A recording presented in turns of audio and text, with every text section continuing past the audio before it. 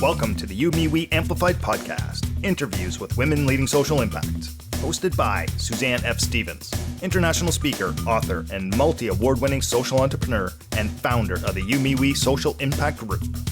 Enjoy the wisdom that will be a compass on how to make your contribution count for you, your organization, and your community. Welcome to YouMeWe Amplified podcast. I'm Suzanne F. Stevens, your host, and welcome to those who are joining us live or watching the recording.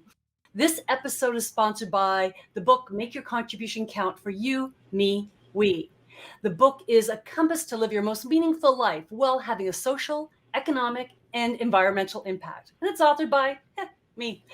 So if you're interested, visit store.youmewe.ca.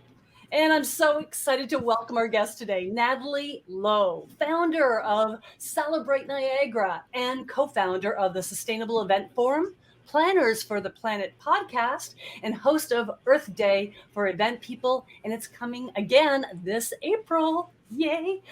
Natalie is a certified meeting manager through Meeting Professionals International and a climate reality leader through the Climate Reality Project. Natalie is often featured in industry publications as a thought leader on sustainable events and has received numerous awards and recognition for her work on sustainable events. Natalie helps businesses and people create low carbon events with evidence-based, that is so refreshing, and practical solutions. Coming to you all the way from St. Catharines, Ontario, Canada. Welcome, Natalie. Thank you. Pleasure to be here, Suzanne. Thank you.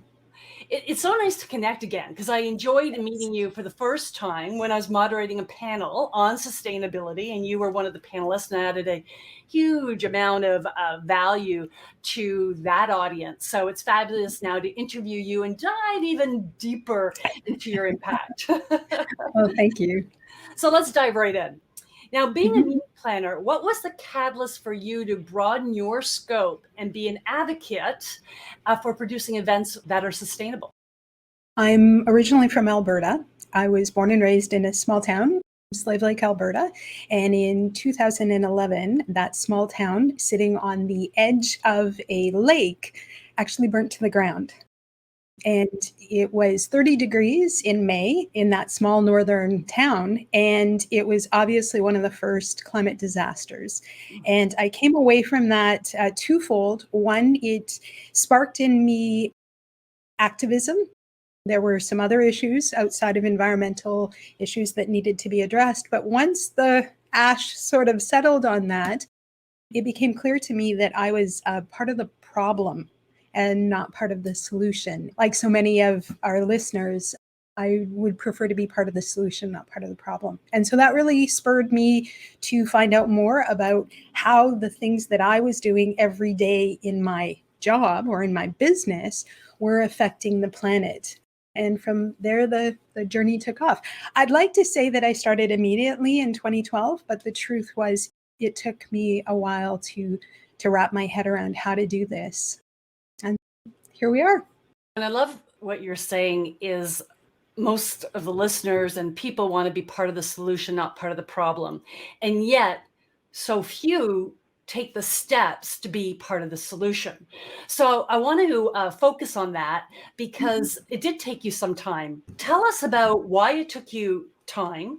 And I know you started with that process, but I want to dig a little deeper into that. And then what steps did you take to start to move your business and educate others on heightening their environmental consciousness? Part of the problem was that I couldn't find anybody who could relate to my business activities. So the first thing I did was reach out to every environmental organization that I'd ever donated to or paid attention to, asking them how I could make my everyday activities a little bit less harmful to the planet.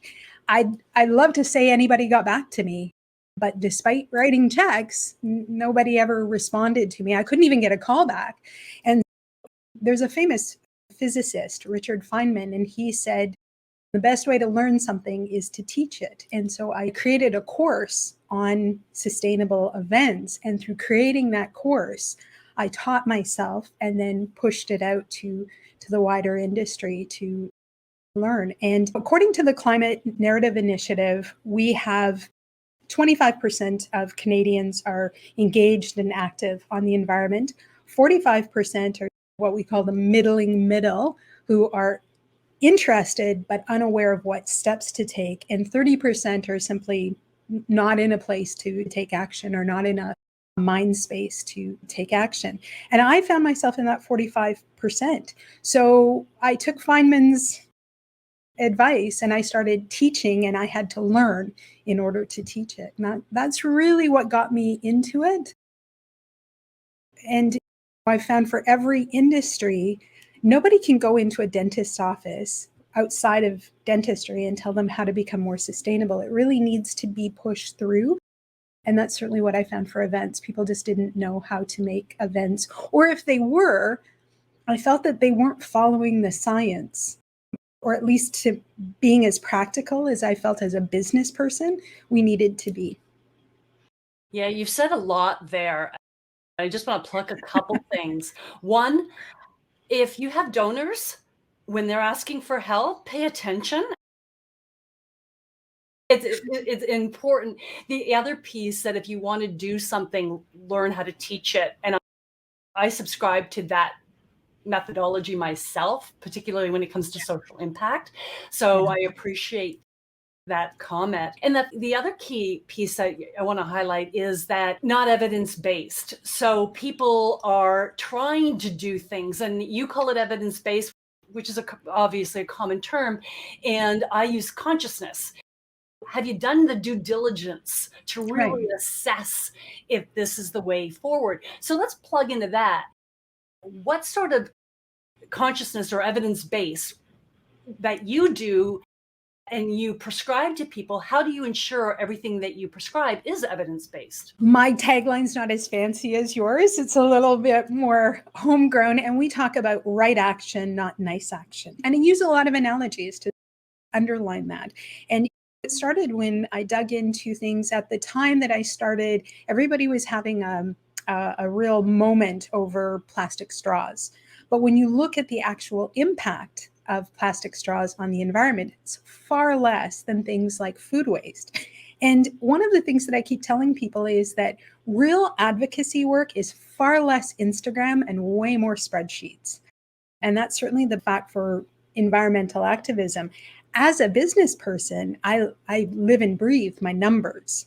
As a sustainability person and environmental advocate, that's absolutely the same. There's the old adage, you can't manage it if you don't measure it. Now, measuring isn't always fun. Nobody gets overjoyed sitting down to do their accounting, but you have to measure what you're doing and look at the facts. I rely on the sort of cumulative intelligence of drawdown.org to look at what is having an impact on our environment and what isn't. And we follow their guidance.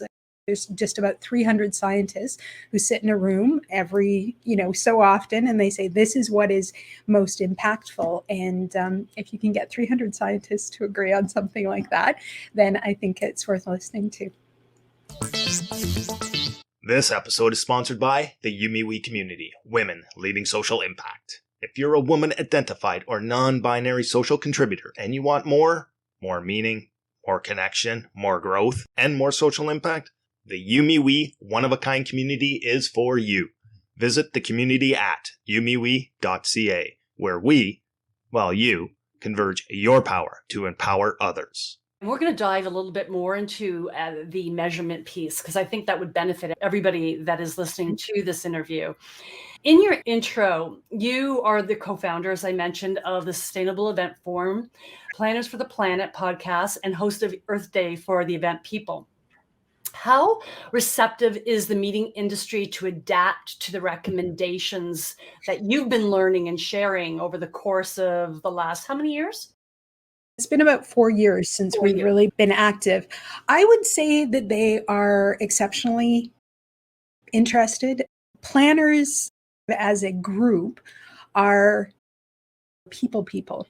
And so we've had to learn over time that two things were happening. One, we had to draw it back to how does it impact you and the people around you? And the other thing that we really had to come back to is that people were getting overwhelmed. There's so much information out there. And so it goes back to that action, not nice action. We were expending a lot of energy on things or trying to give them too much information. Really, we needed to pull back and focus on a few key actions that people could take. And so if you're only going to do one thing, it needs to be high impact. So let's talk about that one thing. Mhm. So give us a couple examples of things that people should be considering in their events so that they are making them more sustainable. You should certainly be looking at your protein sources. Beef, by virtue of how cows digest, are extremely high emitters of methane, one of the largest in the world. And so something that you can do immediately is to reduce your beef consumption. The interesting thing that we found is meatless Mondays have been around for a long time, but we all got this idea that we had to go from a steak to tofu, but that's not the case at all. You can simply go from steak to lamb or pork or chicken or fish. There are sustainable options out there. They're just not always advertised or put forward to us. So absolutely, protein source is one. The other one is certainly food waste. From Second Harvest, a charity here in Canada who looks at food waste as well as food insecurity, 58% of our food in Canada goes into the garbage. And food that goes into the garbage creates methane, which we know from the cows is really bad for the environment. It's 36 times the warming capacity of carbon. So we talk a lot about carbon, but methane is really the primary concern for environmentalists right now. So those are two simple things that you can do is peel back on your food waste. If you do have food waste, make sure that it's going into the compost, not into the garbage. And particularly for us as event planners, companies have to pay to have that compost processed. Whereas for us, the municipality comes and takes it away. So it's certainly something that we ask planners to ask about in their RFP and to encourage. And the trend that we're seeing in events overall is that we're having about a 40% no-show rate. So you order dinner for 100 people and 60 show up. And so given that we're having those trends, we need to put processes into place where people are actually showing up and eating that food, or we're peeling back on our guarantees and ensuring that it's not being wasted. To add to what you're saying is there's also the social impact of that, because then the food can be given in a timely fashion to people that can actually eat it and need it.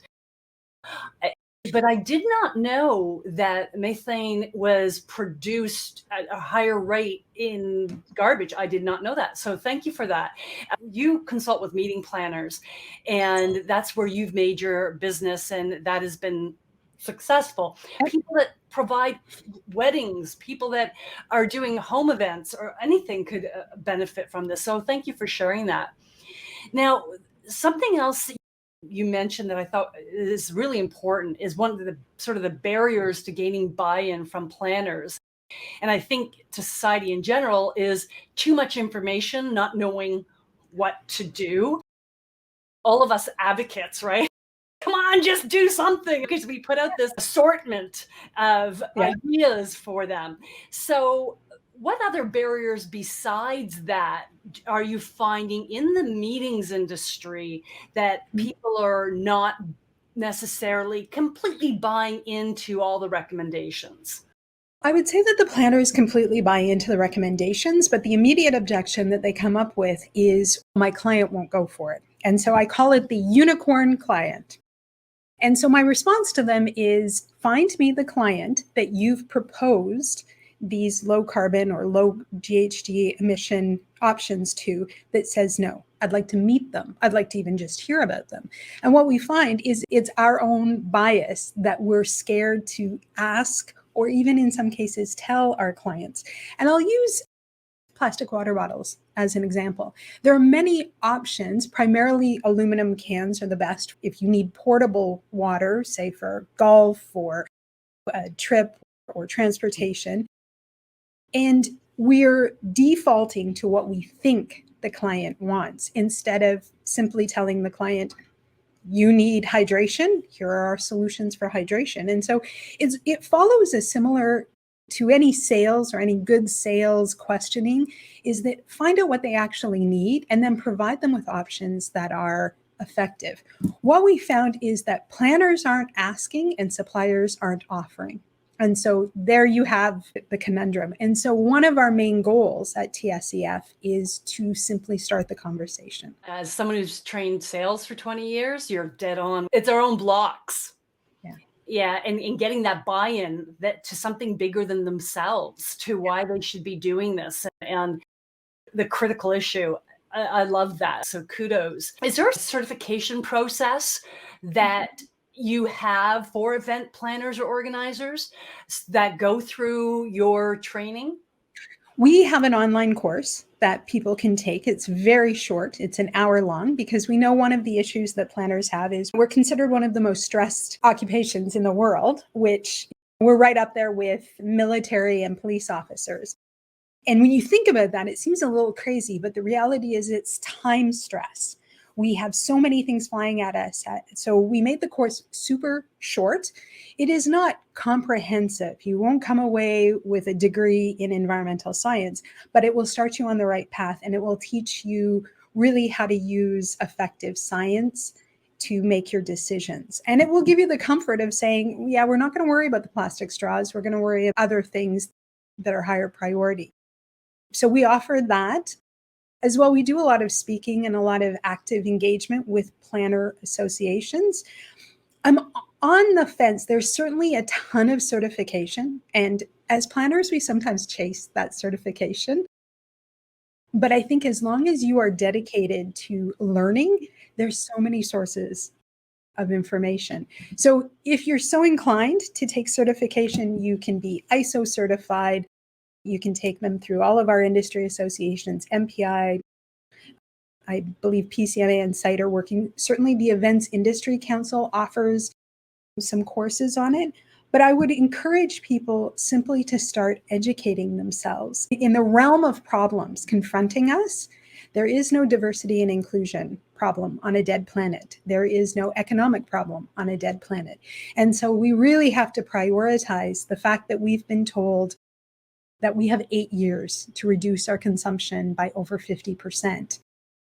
We really need people to get started. So if you want it on the hurry up, as I say, then certainly the 1 hour course is a starting point for you to start amending your behaviors and your business activities.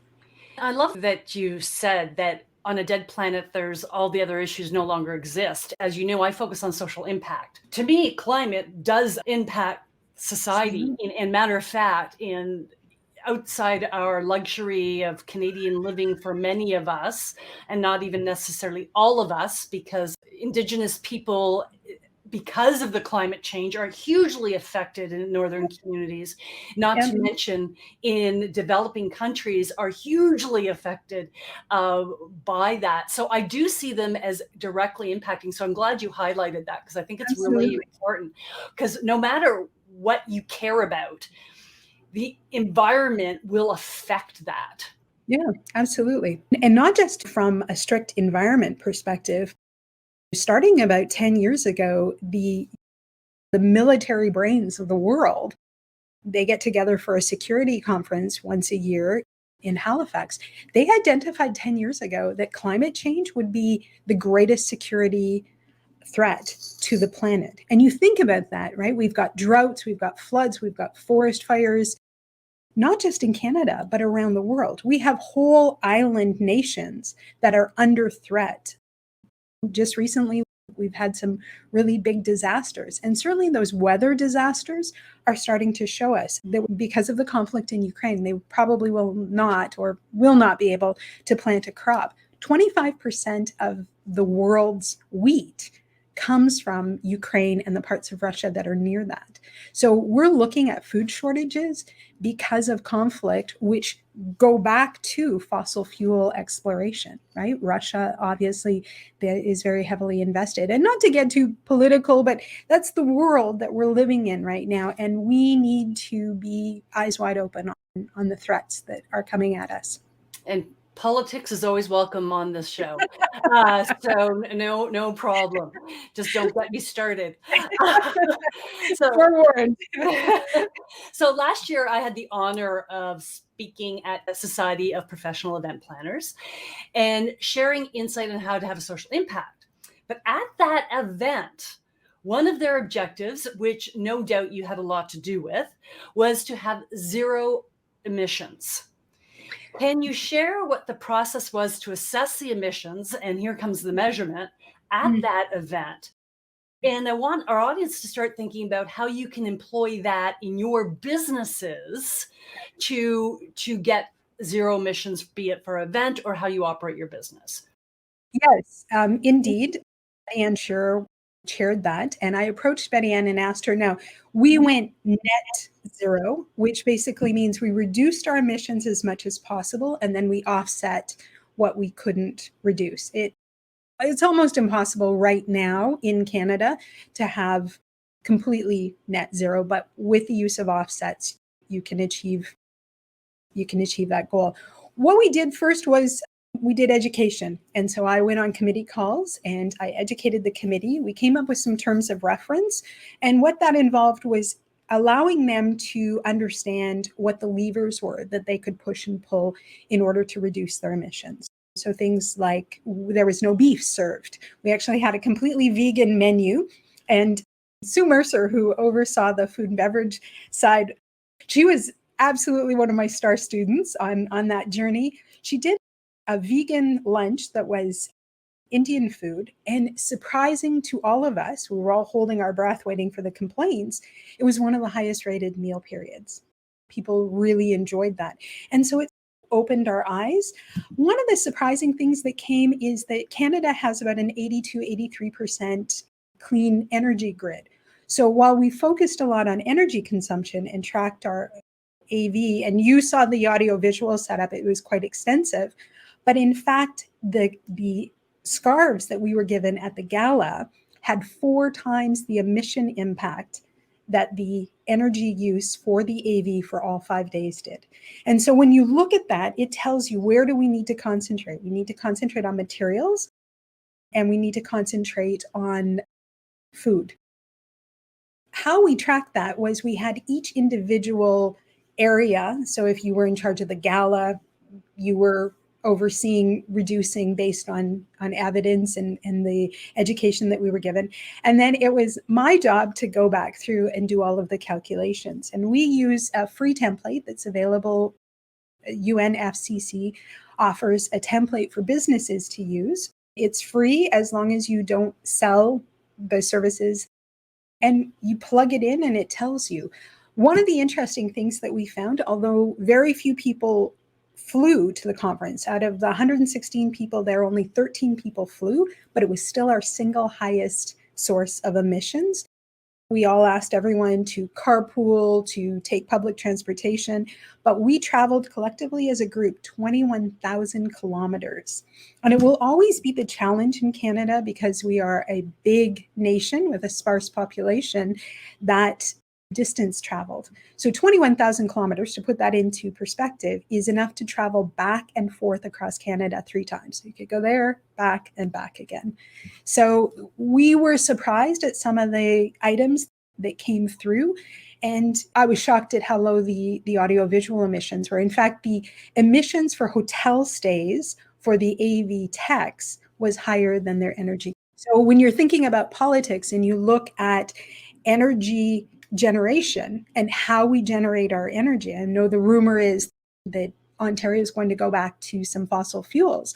That's really where we need to focus our advocacy on and pull back from. You being very passionate about this and an advocate for it, and also create a business around it, you're motivated. And a lot of organizations that may have a social impact or don't have an impact or really haven't thought about it, maybe Mhm. listening to you and saying, oh my goodness, where to start? You gave us a link, and I'm hoping I'll grab that link from you, how to measure it. But do they tell you also where to measure it? Yeah, it's basically a checklist, right? You go through, and by just reading, it's a simple spreadsheet. I would say it's a not so simple spreadsheet, but through their links, you start to realize where your higher impacts are. It goes back again to just like your financial viability, you look at it and see. Now, I think you're going to ask me about, does this make business sense? Sure, why don't you answer that? I have three sort of separate points to make on that. And the first one is going sustainable doesn't cost you more. If anything, it should save you. And I'll give you a simple example that restaurants and hotels can look at. Right now, food revenue that comes into the facility, 5% flows to the bottom line as profit, but 7% goes to food waste. So if you could move that 7% to that 5%, you're increasing your profitability as a business. So certainly if you have an opportunity to reduce waste in your business, they always say a dollar saved is worth two earned, right? Because you're not taxed on those savings. I would also point out some very successful companies. Schneider Electric is actually considered one of the most sustainable company in the world. And they've had a very successful business model, but one that probably a lot of people don't know about. More popular is the billion-dollar company that is Patagonia. And they have absolutely stuck to their values on the environment, and it has been nothing but successful for them. And you ask, how can that be if it's costing them more? Which in Patagonia's case, they do increase their costs by making the choices that they do. And I'll go back to something that the Climate Narrative Initiative discovered, and that is the 25, 45, 30. So 25% of Canadians are very invested in the environment, 45% are gravely concerned and want to take action. That's 70% of the population.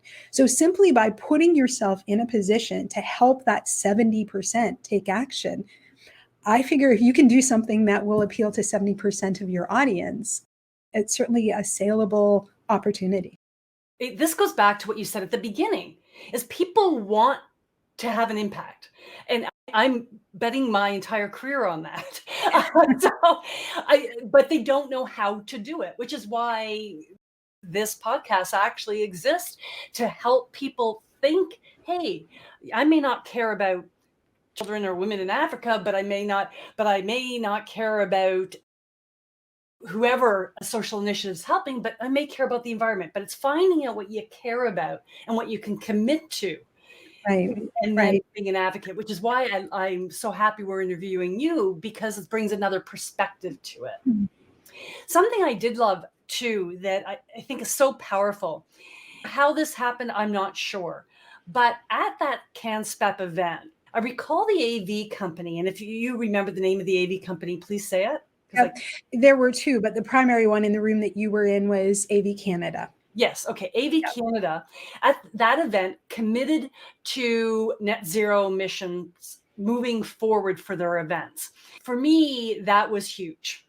Yeah. That was a huge spillover of your advocacy, whether you directly or indirectly, it doesn't really matter. But your advocacy by doing that is spilling over to other organizations. Have Absolutely. you seen that happen? Because CanSpet, particularly from my perspective, has been very proactive, and you have been very proactive to zero emissions. Has that spilt over to your suppliers? Big shout out to Robert Thompson at AV Canada. TSEF wouldn't exist if he hadn't, I guess, challenged. He put it out that somebody needs to do an environmental event. And I thought, I guess I should do it, and dragged Candace, who is my partner in TSEF, along with it. I do the climate action plan for AV Canada. I've been working with their ownership. They were a sponsor of TSEF and they came through. Certainly, it's a great opportunity for them to market to that 70%. And yeah, after CanSPEP, the conference, we had a lot of planners come out to us and particularly ask for the data that we provided and the RFP tools that we provided. But we're certainly seeing that we're starting to have those conversations. I had a conversation earlier this morning with Memorial University in Newfoundland, and it came through from Paul at Destination St. John's. And talking to these people and talking to them about how the university can make their events net zero. So we're starting to see that what we want to do at TSEF is not be the guru, but create a series of gurus, right? If we can get a lot more people doing what we're doing, talking to people, advocating, encouraging others, there's the law of diminishing returns is that if we can get someone who is taking no climate action to take a small step, the return on that action is far greater than you or I going zero waste tomorrow. So we really need those numbers. And so one of the things that we really want to see is not big promises, but small actions, right? Put your money where your mouth is, take action. So don't talk about it, just go and do it. Now, that's your ultimate goal, is getting a bunch of people doing some small action. And I love that. And that's all it takes, right? We need systemic change. The 50-50-50 numbers that are being thrown around say that we have a 50% chance of surviving the coming climate emergency, or the climate emergency is here, but the coming climate changes. We have a 50% chance of surviving that if we reduce emissions by 50% by 2030, which is in 8 years, and a further 50% by 2050. And so that's an 82% reduction in our current emissions. That means drastic changes. And there are two ways that we're going to make those changes. Either we're going to exert discipline now and make as many changes as we possibly can as soon as possible, or we are going to have a very painful transition. And right now, it's looking more and more like a painful transition if we don't have the discipline to change our ways. Thank you for that. I am going to dive right into the Sustainable Development Goals, but we're first going to have a little announcement from our sponsor. This episode is sponsored by Make Your Contribution Count for You, Me, We, a book written by Suzanne F. Stevens. It's time to act. Let this book be your compass to having a sustainable social impact while living your most meaningful life. Visit youmewe.ca/book for more information. Thanks for listening. Now back to the podcast. Every time I hear that voice, I get shivers. My husband. Oh, he's got a great voice. He's got a great voice, right? Now you know why I married him. There you go. So let's dive into the Sustainable Event Forum and how it addresses many sustainable development goals. And I just want to list those. Now I'm going to ask you a very tough question. Mm-hmm. So I'm going to prep you for it. Okay. And the question's going to be, what do you see as the most pressing issue out of all of these sustainable development goals that you address? So you address number 3, which is good health and well-being, clean water and sanitation. Number 7, affordable and clean energy. Number 9, industry, innovation and infrastructure. Number 11, sustainable cities and communities. And 13, of course, climate action. Which of those do you think is the most pressing now? And the next question to that is, whatever that is, what is one thing that we can do as an individual to impact it? Absolutely, it's climate action, without a doubt. The rest fall into line. But that's your primary goal, is to reduce the effects of emissions on the climate. What's one action? I'm known in some circles as the TP queen. So I would say start buying recycled toilet paper. It sounds so silly, but 27,000 trees every single day are cut down in Canada to make premium toilet paper. And we talk about all of these offsets and we're planting trees, but the reality is cutting down a 20-year-old tree that absorbs carbon at a high rate and replacing it with a little tiny sapling is like firing your CFO and hiring someone that has high school accounting course behind them. It's not, the numbers don't match up. Even if we are planting trees, we can't catch up. So we need to stop solving problems that we're creating. And a big problem that we're creating right now is the destruction of the Canadian boreal forest. It is now considered one of the top 3 most threatened forests in the world. All I can think about is all the traveling I've done to developing countries, and their toilet paper is not great. And all I craved was nice toilet paper at home. And now you're reminding me that we need to go back. So thank you. Well, I want to be clear on that, is that we use recycled toilet paper here in the home. I actually give it away at our conferences. So you wouldn't have been in the first planner day, but I gave everyone a roll of recycled toilet paper. It's soft, it's lovely. It's not toilet paper that's been recycled, it's paper from your office that has been turned into toilet paper. I would challenge anyone to know the difference between recycled and non-recycled. I've heard some not great things about bamboo toilet paper. I've heard some good things about bamboo toilet paper. The interesting thing is our forests are actually the ones being put at risk, but we don't make it. You actually have to buy recycled toilet paper from the United States. But I order it off Amazon. I know it's not the most environmental friendly, but we order it in bulk, and you would never know the difference. I could hand you 2, and you can't tell the difference. So there seems to be an opportunity there, is getting our stores to actually carry recycled paper. So that to me is something we easily can do or easily can ask for. Absolutely. And create. So I like that. That's fabulous. Now, I suspect collaboration plays such a vital role in executing events. I suspect, I also do them, so I know it's key. So what due diligence do you do before partnering with suppliers in hopes that they fall in line with the environmental mandates that you have? Our position on that is a little bit different than a strict planner, because what we hope to do is, again, take people that are doing nothing and move them towards some action. So we try not to weed out suppliers who aren't doing anything. We try to bring them on board and pull them along, really is what we're trying to do. So, but for the typical person, whether a business person or a dedicated event planner, we ask the RFP questions. They're a free download on our website, and I'll give you that link. We share it freely. We often update that, and it's gone through sustainability experts as well as professional meeting planners. And so you ask the questions, you encourage them, and not everybody's going to feel comfortable doing this, but certainly I'm at that point where now I have to challenge them on some of their claims. It's great that you have bees on your roof. How exactly is that helping the environment? It's great that you don't serve plastic straws, but you're still putting all of your food scraps into the garbage. And what we find is that it's not through malice that companies are doing these missteps. It's because they don't know. And so we try to give them resources and help educate. So when we collaborate, we try to look at it really from a partnership perspective.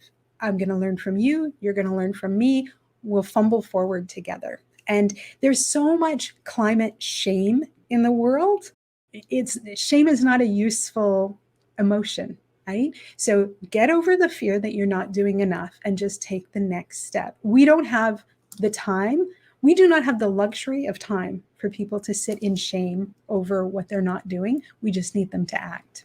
I love that strategy, because through that process, you're actually educating them and they may become more aware, and then their actions will change for the future. Financially, do you benefit from advocacy for the environment? Not always, no. No. But I don't benefit by eating healthy financially either, but my body sure does. So the question is, what's your priority? Living on the planet or having a big bank account when the planet goes bye-bye? Make your choice. When you give courses, though, do people not pay for those? The course that we offer, the 1-hour course, is $30. It pays for the bare upkeep. I still make the bulk of my money doing events and hopefully propagating sustainable events through those events. But for us, and again, we're in a bit of a different position. This is my contribution to all of you, right? This is not even my contribution to you. This is my contribution to your children, your grandchildren, your nieces, your nephews. The people, planet, profit model is really what we look at. If I wanted to be a millionaire or a billionaire, I'd have probably gone into financial services, not doing event planning. If you're looking at this as a way to commoditize a service, that's fine. There's lots of people that do that, and certainly people who will pay more for it. On the other hand, if you don't do it, there are no successful businesses on that dead planet. So I see it as something that we need to invest in now in order to have longevity in our businesses. It's one of the issues when people make health choices as well as some business choices is that you won't have an immediate, there's no, the weather's better tomorrow because you used recycled toilet paper today. This is a long-term. And the reason I ask you that is I don't think there's anything wrong profiting on doing good. It's okay. And often people think they have to be separate, and they don't. Matter of fact, it makes it sustainable. But you're baking your philosophies into the business that makes you money. Back to, Patagonia, and that was one of the reasons why I used it as an example. Very successful financially, but it's baked into their ethos as a company. And you'll see more and more of that. Interestingly enough, the SEC this week put out a climate disclosure policy. So if that hasn't caught your news, so publicly traded companies now have to report on their emissions and their climate action. And so that affects your stock prices, absolutely being baked in. The financial community is actually way ahead of the event community. Globe Series actually concentrates on that. And they've got some great stuff if you've ever attended any of their conferences. How has your sustainable message been impacted during the pandemic? Do you find people are more receptive, or what are your thoughts? Yeah, we've had fantastic growth. First of all, hybrid and virtual events are fantastic for the environment. A virtual event has about a tenth the impact that a live event does. Now, that's not to say that live events should go away or that they will go away. We have a need as humans to connect in person. We now have another option. So I don't have to drive into Toronto for that meeting. I can do it on a virtual platform. So I can use live events as needed, but I've now got that other option that is much, much easier on the environment. It's interesting. Pharmaceutical meeting planners are telling us that doctors are so busy, they don't want to go back to live events because the travel time and the time away from the office when they can log on and get the education and the interaction that they need on a virtual platform. So for us, we found it has been great. The other thing that it's given me is that now when people say, but I'm invested in fossil fuels, it's been my livelihood for 30 years, I can say I was invested in live events. It was my livelihood for 30 years. Adapt or die. It came from Andy Grove, who is the CEO of Intel. I'm talking about the tech industry. And he said, in the tech industry, you adapt or die. And that's what we're experiencing across industries right now. It will be interesting to see what happens in the meeting space because you said it so diplomatically and politically correct. Yes, it is saving the environment, but at the same time, human connection, we need it. And we know mental health issues have risen because there is less human connections. We do need it. And there's even conversations, which we won't get too deep right now, but a lot of clients that I've been speaking to is a lot of them don't like the hybrid. They want to do one or the other and do it well. Yep. And so it'll be interesting to see how this all shakes out. But what could be interesting and an opportunity is reminding people of, yes, the mental health issue, but also the environmental impact when you're making your decision. Having things to think about when you're doing your event. It would be a great checklist of the social impact, but also the environmental impact, so that you think about both of those things would be interesting. The pioneering of this has been really large tech companies like Salesforce and Microsoft and Google. Amazon's been a little slower to do it in their main business, but in their ancillary businesses, Amazon Web Services, they've certainly taken some strides. So now when you get an RFP from these companies, and the hotel industry is telling us that's what they're seeing, is you have to fill out their 30-page environmental questionnaire in order to be an option for them going forward.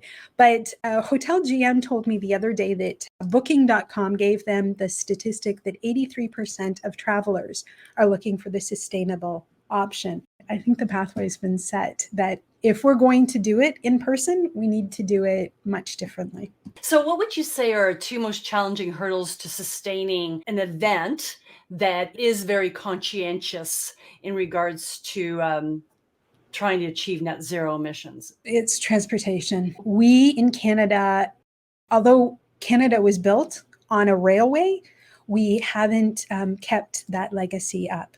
We need high-speed rail in Canada. We need people to embrace public transportation. And I say this as someone who I started driving when I was 14. At that time, that was when you got your learner's license. It was your passport to freedom. I got my first vehicle when I was 16. I gave up my personal vehicle for my 50th birthday. And it was a big adjustment, but it wasn't the negative adjustment that I thought it would be. And we have this bias against public transportation. There's some great work being done in Kingston, a guy that I presented with, really teaching high school students how to embrace public transportation, how to properly use it.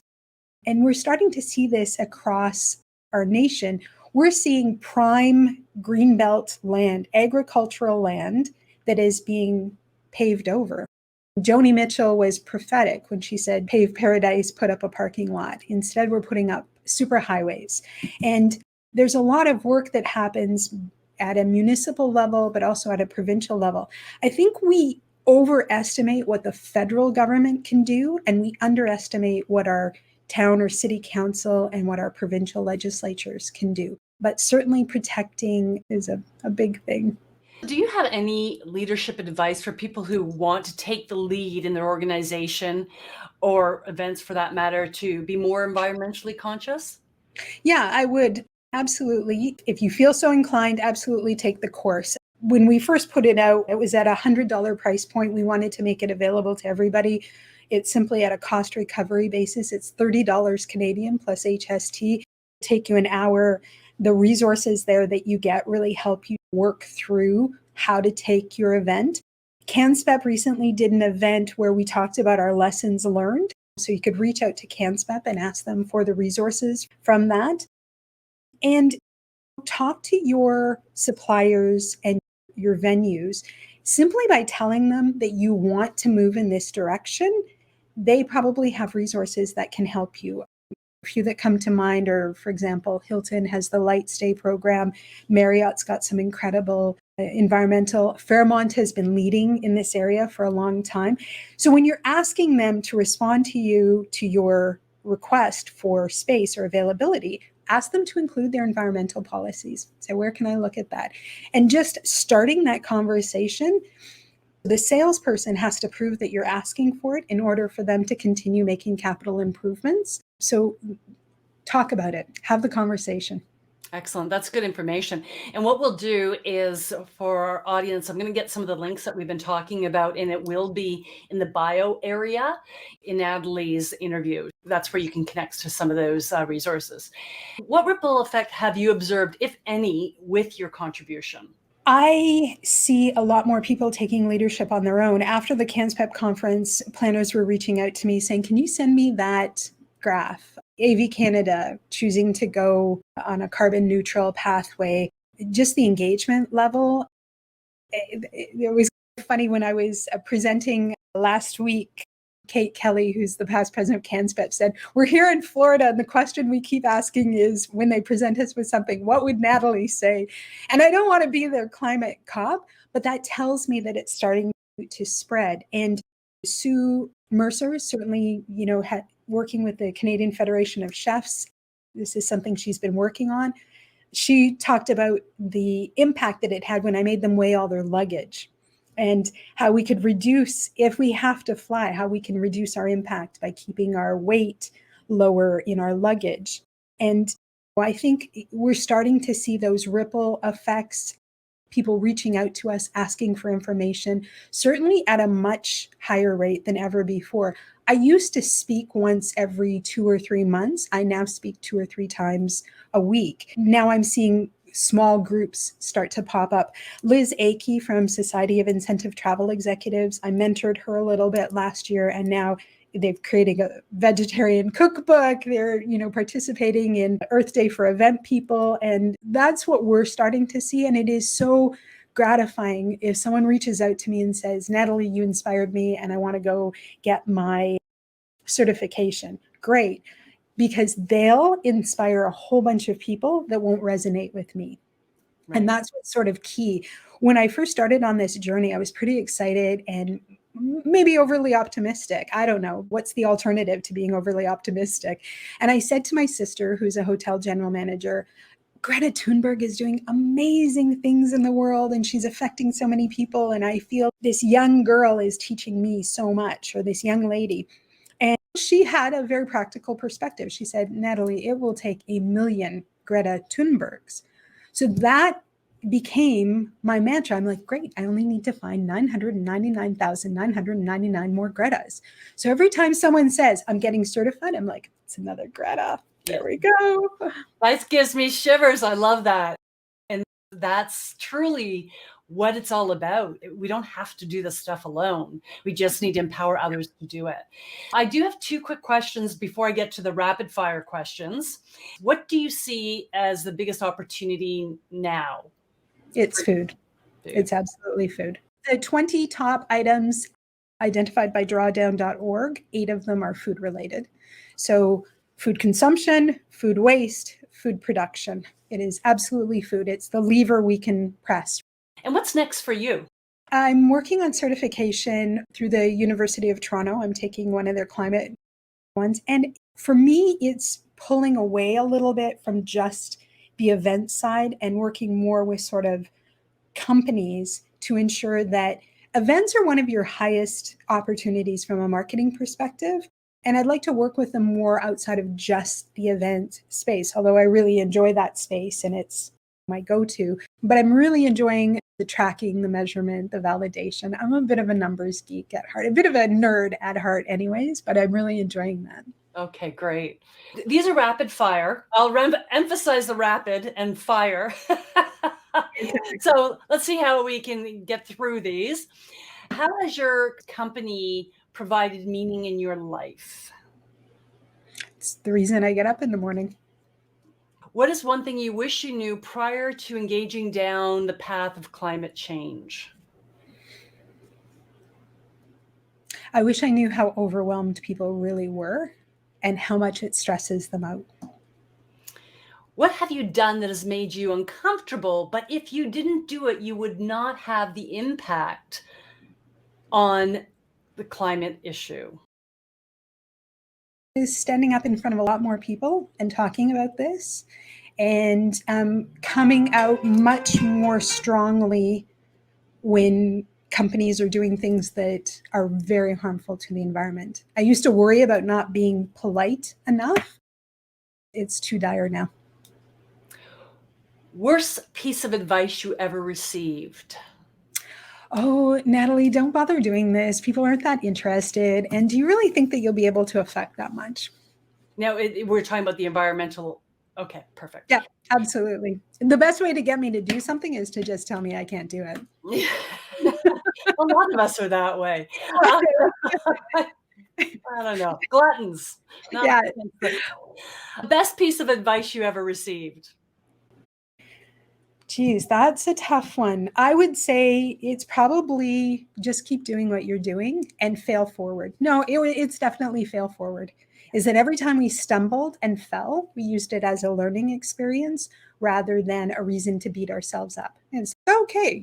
If Edison can say one more reason that the light bulb doesn't work, we can say one more way that our audience doesn't resonate. Let's go forward. That's hard though, isn't it? It gets easier, right? I'm pretty thick-skinned to begin with. I'm no shirking daisy, but it helped me to understand how sensitive other people could be. It really increased my empathy a lot. Which of your strengths do you rely on most to have the impact you have had? I'm courageous sometimes to the point of being foolish. I'll just do it. Let's see what happens. It's all an adventure. So maybe it's my sense of adventure, not my courage. Besides yours, which beneficiary do you think needs the most investment of time, research, and money? So besides the environment. I think mental health. What leadership advice do you have for people who want to have an impact? Don't worry about leading. Worry about your impact. The leadership will come, but stay very true to your values. And that means that you have to sit down and really think about what your value is. Is your value being accepted and liked by people, or do you have a stronger value? And once you put those into place, you'll find it easy to take the next step. Great advice. Now, I don't know if you have any children, and it doesn't matter. But if you did have a daughter, and if she was 10 years old today, knowing what you know, what advice would you give her? That's interesting. I have a 20-year-old son, so I need to back up a little bit. I do have many, many nieces. I'd be like, be you. Just be you. It doesn't matter what Instagram or TikTok or anybody else says. The more they laugh at you, just gird your loins and go forward and just be exactly who you need to be. If you're a goof, be a goof. If you're overly serious, be overly serious. We need all of that in the big mix. But I would say ignore everything mostly, but your guiding light and the things that your mom tells you to do. Eat your vegetables. What advice do you wish you received? I wish that more people had told me to risk more sooner and encouraged me to take big leaps. Who's the greatest female influence in your life? This is going to be a weird one. I admit it, but from the time that I was little, I always had a fascination with Joan of Arc. She was fearless in the face of overwhelming odds. She was an incredible leader. Sometimes I can't even believe she was a real person. And she did it all without a thought to gender bias. She was leading men into battle, a very male-dominated area. But right from the time that I was little, I have always just thought she was an incredible example to follow. I never had that answer, and I love getting diverse answers. So thank you for sharing something quite unique. Thank you all for joining us. You can subscribe to YouMeWe Amplified podcast so you receive each new interview notification in your inbox. Please share this interview by going to the share button located on our guest page. The interview is available in podcast, transcript, and video so you can watch, listen, read any way you want. And if you want to grow you and your organization and your social impact, you also can visit the YouMeWe community, Women Leading Social Impact. Visit us at youmewe.ca for this exclusive group of phenomenal women transforming organizations and communities through conscious leadership and social impact. Now I'm coming back to you, Natalie. Do you have any final words of wisdom for our audience regarding making a conscious contribution to society? Yeah, I do. And it was actually something that resonated with me from the Director of Sustainability from IBM Canada. And that is, when it comes to being bold and making change, we have to remember that technological advances in the candle never led to the development of the light bulb. Sometimes we need to break out of those boxes that we've put ourselves into and really think outside of the box and create new paradigms for us to play in. So if you think that this situation isn't what is ideal for you, I think we've really got to, create new context, create new situations. So go out there and absolutely create what you need to be successful and make your impact. Fabulous. Thank you, Natalie. And until next time, make your contribution count for you, me, we. This episode is sponsored by Make Your Contribution Count for You, Me, We, a book written by Suzanne F. Stevens. It's time to act. Let this book be your compass to having a sustainable social impact while living your most meaningful life. Visit youmewe.ca/book for more information. Thank you for joining us for the YouMeWe Amplified, Women Leading Social Impact in Their Communities and Beyond podcast. For more interviews, visit youmewe.ca/podcast. Until next time, make your contribution count for you, your organization, and your community.